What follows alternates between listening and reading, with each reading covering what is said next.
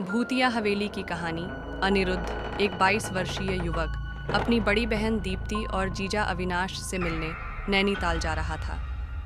दीप्ति की शादी हाल ही में हुई थी और अनिरुद्ध उनसे पहली बार मिलने जा रहा था। काठगोदाम में ट्रेन 4 घंटे लेट होने के कारण रात हो गई थी।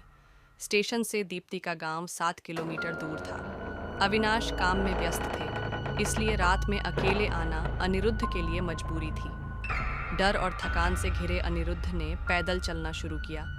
कुछ दूर चलने पर उसे एक भव्य हवेली दिखी। अंधेरी रात में वो हवेली और भी रहस्यमय लग रही थी। हवेली के विशाल दरवाजे खोलते ही एक ठंडी हवा ने उसे अंदर खींच लिया। अंदर का माहौल अजीब था। धूल से ढकी हुई भव्य फर्नीचर, मकड़ी के जाले और एक अजीब सी शांति। अनिरुद्ध डर रहा था, पर थकान और रात के अंधेरे ने उसे रुकने पर मजबूर कर दिया। वह एक कमरे में जाकर सो गया। आधी रात में अजीब सी आवाज़ें और ठंडी हवाओं ने उसकी नींद खोल दी।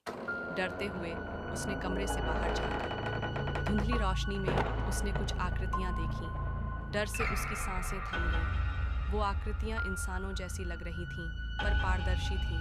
भूत इधर उधर घूम रहे थे, बातें कर रहे थे, हंस रहे थे। अनिरुद्ध डर के मारे कांप रहा था। वो चाहता था कि वो वहां से भाग जाए, पर डर ने उसे जकड़ रखा था। अचानक एक भूतिया महिला अनिरुद्ध के पास आई। उसकी आंखें लाल थीं और उसके बाल खुले थे। उसने एक भयानक आवाज में कहा, तुम यहाँ क्या कर रहे हो?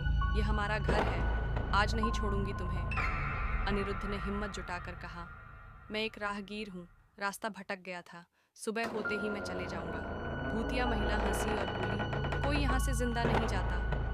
अनिरुद्ध ने हाथ जोड़कर उस डरावनी शक्ल वाली महिला से माफी मांगी। अचानक उसका ध्यान बैग में रखे हनुमान जी की तस्वीर और हनुमान चालीसा पर पड़ा। उसने जोर से चिल्लाते हुए हनुमान चालीसा पढ़ना शुरू कर दिया।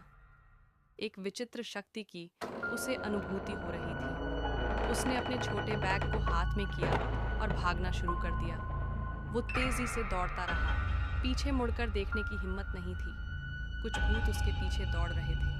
अचानक अनिरुद्ध के पैर फिसल गए और वो गिर गया। गिरते के साथ ही उसका बैग, जिसमें हनुमान जी की तस्वीर थी, दूर जा गिरा और हनुमान चालीसा पढ़ना बंद हो गया। वो कराह रहा था। एक भूत ने उस पर झपट्टा मारा। इसी बीच मंदिर की घंटी जोर से बजी, जिसकी आवाज़ यहाँ तक आ रही थी। सुबह होने वाली थी और ये हनुमान जी की आरती का समय था।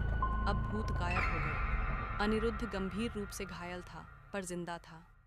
ग्रामीणों ने अनिरुद्ध को घायल अवस्था में देखा।